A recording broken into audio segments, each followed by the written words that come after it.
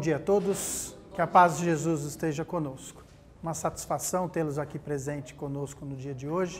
Antes da gente começar a falar um pouquinho sobre o tema de hoje, eu gostaria de saber quem aqui é aluno, foi aluno de escola de aprendizes do Evangelho. Praticamente todo mundo. Dentro da temática que nós vamos conversar hoje, uma frase para nós, ela soa bastante emblemática, que é: conhecereis a verdade e a verdade vos libertará. Do jeito que a situação está, diante de todas as dificuldades que nós estamos encontrando no mundo hoje, nós vamos voltar lá nos tempos bíblicos, Caim e Abel, Sodoma e Gomorra, e de lá para cá, uma série de situações como maremotos, terremotos, tsunamis, corrupção. Nós estamos com os veículos de comunicação, por exemplo, como a internet, que deu um avanço bastante qualitativo para a humanidade, mas também, por trás disso, trouxe sérios perigos, principalmente para a juventude. Nós vamos encontrar programas de televisão, infelizmente, que têm colaborado para que a sociedade fique cada vez mais emburrecida, né, e culturalmente mais pobre. E isso é um grave problema entre nós, porque enquanto nós, como sociedade, aceitarmos apenas pão e circo, a nossa sociedade ela vai continuar num processo de transformação. Então, para nós hoje, a grande dificuldade é a questão do equilíbrio. Como manter o equilíbrio diante de fatos e de situações tão complicadas, como manter o equilíbrio diante de um mundo que, segundo a opinião de alguns,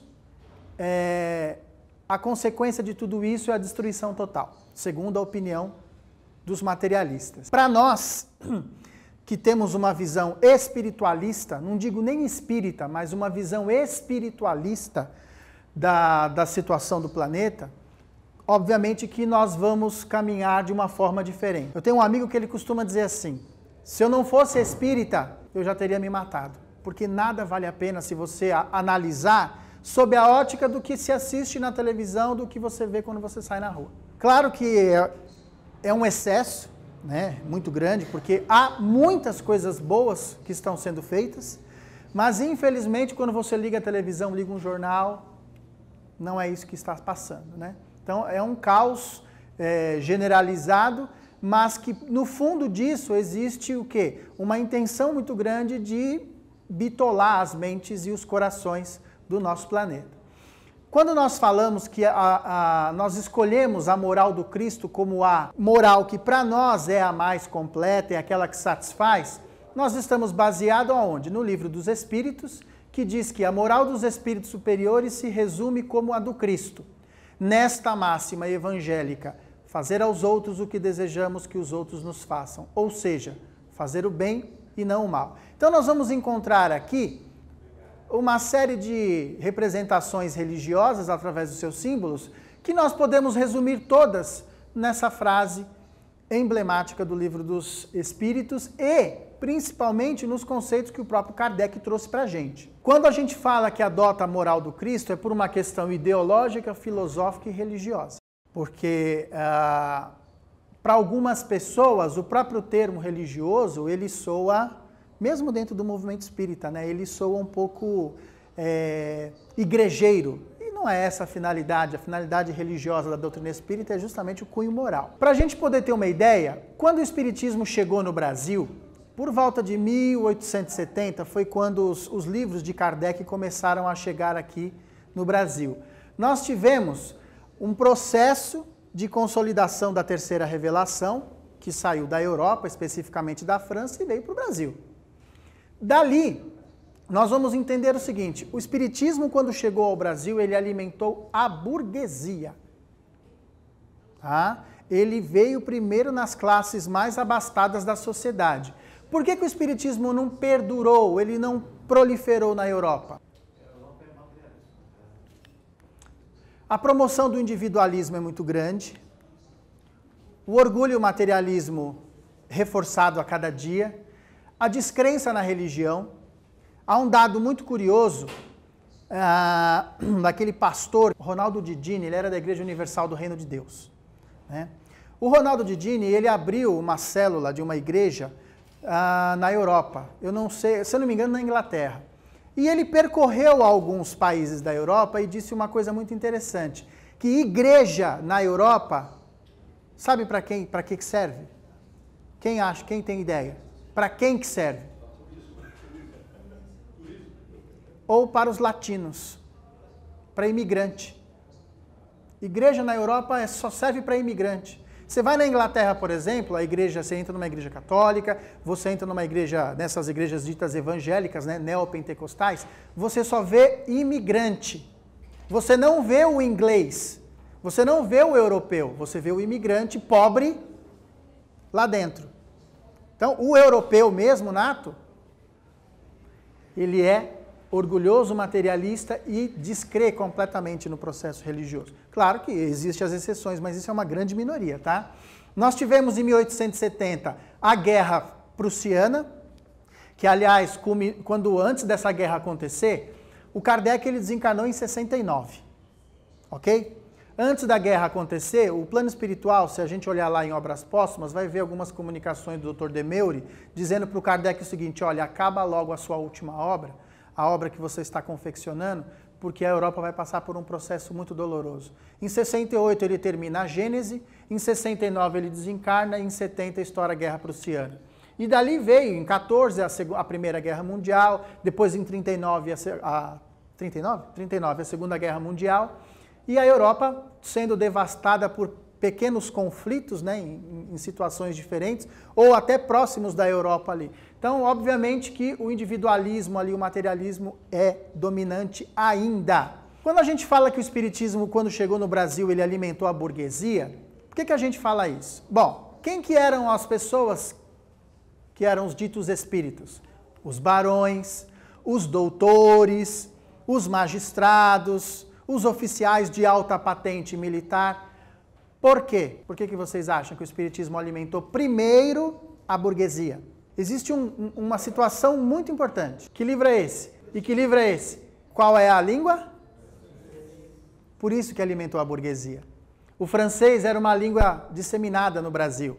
Só que existia o seguinte, o nosso país era, mais do que hoje, um país de praticamente quase mais da metade da população analfabeta. Ou tinham pouco acesso à cultura, pouquíssimo acesso à cultura. Então o que acontece? A língua francesa era disseminada na alta classe. As pessoas que tinham grana mandavam seus filhos para estudar na Europa, especificamente na França. Diga-se de passagem, o movimento da Inconfidência Mineira, quando o pessoal foi estudar lá na Europa, entrou em contato com o iluminismo. Ok? Então as ideias começaram a disseminar pelo mundo. Especificamente a França era o polo cultural e o espiritismo nasceu lá. Então o que acontecia? Os burgueses viram no espiritismo uma maneira de se romper com aquele clericalismo religioso que nós tínhamos, viram no espiritismo uma doutrina de cunho científico porque pesquisava, buscava respostas de uma filosofia que supera todas as outras filosofias, com todo respeito às filosofias neoplatônicas, etc, etc e tal. A filosofia espírita, ela supera tudo isso. Ela vai muito além. Aliás, ela se estrutura em cima de Platão, de Sócrates, mas ela vai além.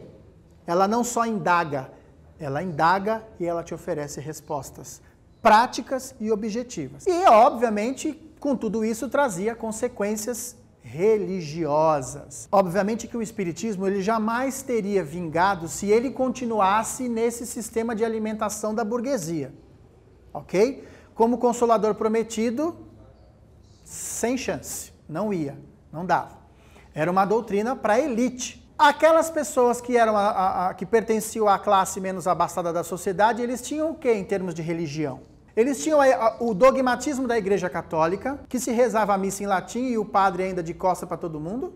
O africanismo, né? Então, os pobres iam buscar onde? No africanismo. Por isso, gente, que nós como espíritas, precisamos parar de criticar os outros segmentos religiosos, mesmo que não concordemos com eles. A Umbanda, o africanismo no Brasil, exerceu um papel fundamental na estrutura social. Porque não tinha médico, não tinha ninguém para orientar, não tinha psicólogo. Os pobres não iam entender doutrina espírita. Então eles iam se consultar onde? No psicólogo, no terapeuta, iam fazer análise negativa. Eles iam se consultar lá com o preto velho, com o caboclo, o curandeiro que acabava fazendo a vez do serviço médico no nosso Brasil. Então, oi? O quê? É óbvio que funcionou e muito. Então a gente vê hoje até alguns companheiros de doutrina criticarem, falar, ó, lá só tem espírito inferior e aqui tem espírito superior. Tudo bem, se você falar disso há 30 anos atrás, há 40 anos atrás, eu até entendo. Mesmo porque esse movimento africanista não era organizado. Hoje eles são muito melhor organizados. Eles têm uma estrutura diferente. Nós podemos não concordar com uma série de coisas? Sim. Mas eles estão fazendo um papel. E isso é importante para nós, porque isso fincou no Brasil uma característica muito poderosa que para muitos passa despercebido, que é o misticismo que o povo carrega. Diga-se de passagem, o evento que o próprio comandante Edgar Armon, por que ele resolveu construir a rodovia dos Tamoios? Por quê? Porque o povo lá não tinha acesso a nada. Os médicos lá eram os curandeiros e funcionavam. Então nós chegamos num ponto em que o plano espiritual, que tem uma logística perfeita, fez o quê? O plano espiritual começou a reencarnar esse povo aqui, ó. Quem é? Batuíra, Caibaxútel, Bezerra, Anália e o Jesus Gonçalves. E vieram outros. Então essa turma, aqui está na sequência de reencarne, tá? Essa turma, eles trouxeram uma característica muito importante para o espiritismo. Nós éramos conhecidos como os fazedores de caridade. Nós tínhamos a crítica muito grande e a investida da Igreja Católica, porque ela nunca deu trégua para a gente, nunca deu. Isso acabou faz poucos anos atrás. Então o que acontece? Essas pessoas começaram a fazer um trabalho de assistência material muito grande. Então nós éramos conhecidos como os fazedores de caridade. E isso, de alguma forma, protegeu o espiritismo, gente. Foi estratégico o reencarne desses espíritos no Brasil. Foi estratégico. Se não fossem eles, o espiritismo provavelmente já teria desaparecido, porque só ia alimentar a burguesia e o materialismo ia crescer cada vez mais. Então essas figuras deram uma característica diferente. Isso nos protegeu das investidas da própria polícia, da própria Igreja Católica, e o espiritismo continuou proliferando. Não se estudava muito o espiritismo. Aí nós tivemos aí, nas Minas Gerais, quem? O reencarne da maior antena paranormal do planeta, Francisco Cândido Xavier. O Chico, orientado por Emmanuel, lança uma obra fenomenal que, a meu ver, é a continuação das obras de Allan Kardec. O que o André Luiz trouxe para a gente foi uma coisa, e o Emmanuel foi uma coisa extraordinária. Foi uma coisa extraordinária em termos de espiritualidade. Então, o Chico fez o que com o espiritismo? Ele populariza a doutrina. Ele começa a popularizar. Então, o que acontece? Através da sua capacidade mediúnica, ele traz para si, ele chama a atenção, e as pessoas de países diferentes, estados diferentes e países diferentes, começam a ver no espiritismo algo interessante. Quem é aquele baixinho de óculos lá de Minas Gerais? Está chamando a atenção do mundo. A sua mediunidade explode. Ele é pesquisado por uma série de pessoas e aí a doutrina espírita ganha popularidade. Só que o fenômeno é muito curioso, que é o seguinte: mesmo assim, o espiritismo ainda precisava de um avanço, precisava de um chute. Ó, a coisa precisa, ainda está engatinhando, a coisa precisa disparar. Nesse momento, é extremamente fundamental o trabalho da Federação Espírita do Estado de São Paulo, que nasceu em 1936, e na chegada do comandante Edgar Armon, especificamente no final de 39, o rumo do espiritismo passa a ser outro. Aí é completamente diferente. A federação era uma entidade de pouca expressão no cenário espírita, não era muito conhecida, não tinha muitas atividades. Ela é a junção de duas associações que começam a fazer um pouco de espiritismo, mas ainda o negócio não se estudava a doutrina espírita, né? Os livros de Kardec já tinham sido traduzidos, mas não se estudava. Eu faço uma colocação toda vez que eu vou falar sobre esse assunto, e eu sei que alguns espíritas não gostam, né? Até companheiros aí de nome, eles acham que eu estou equivocado, mas enfim, é a maneira como eu vejo. Eu costumo perguntar para os companheiros assim: vocês acham que os livros de Kardec são livros fáceis de se estudar? Sim ou não? Não. São, gente, por favor. Então, essa história de a pessoa chega com um problema dentro do centro espírita, em conflito, você fala para ela, ó, pega o livro dos espíritos e lê. A pessoa se mata. Porque, não, primeiro que já começa com prolegômenos, né? O nível de intelectualidade no nosso país ainda é precário. Hoje você vê advogado, jurista aí, você vê médicos falando problema, claro, bicicleta. Sim, não estou generalizando, por favor. Tá? Agora eu estou falando que pode falar errado. Então o que acontece? A gente vai vendo que o negócio está complicado. Então, quem estudava espiritismo eram os autodidatas, que são pouquíssimas pessoas. Pouquíssimas. Por isso que o espiritismo não estava ainda, se não fosse os livros do André Luiz, que trata de uma forma mais suave, mais direta, mais objetiva, nós não entenderíamos a codificação. Ou ela ainda ficaria para a elite. É nesse momento que o trabalho do Edgar Armond é fundamental. Porque ele faz assim, peraí, tem alguma coisa errada nesse negócio. Aí o que ele faz? Ele estrutura a federação e monta os cursos e as escolas de espiritismo, e aí as pessoas em grupo começam a estudar a codificação. Então, o médico, o advogado, o militar, o veterinário, enfim, a dona de casa, o cabeleireiro, o pedreiro, todo mundo reunido, cada um com a sua experiência de vida, cada um com o seu nível de intelectualidade, de sabedoria, começam um a complementar a ideia do outro. Descobrimos a roda dentro do espiritismo. Como ninguém fez isso antes? O Armond teve essa visão. E aí o espiritismo começa a ser estudado por todos. Os cursos que a federação foram criando deram ao espiritismo uma outra cara. Tanto que essa ideia começou a proliferar em outras religiões. Eles começaram a copiar da gente. Porque se você quisesse estudar a doutrina católica, aonde se estudava a doutrina católica? Só no seminário ou no convento. Né? Se nós tivéssemos um país de seminaristas e de freiras, nós não teríamos população. Né? Então é extremamente importante, porque o que a gente sabia fazer antes do Armond chegar no espiritismo?